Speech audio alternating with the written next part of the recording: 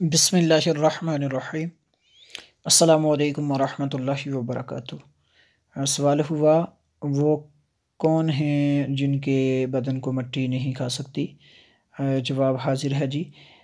Number 1 انبیاء کرام علیہم السلام، اولیاء کرام، علماء دین، شہداء، حافظان قرآن کہ قرآن مجید پر عمل کرتے ہوں، وہ جو منصب محبت پر فائز ہیں، وہ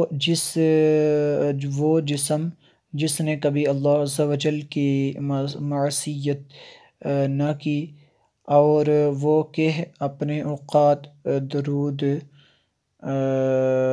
شریف میں مستغرق رکھتے ہیں، ان کے بدن کو مٹی نہیں کھا سکتی جی۔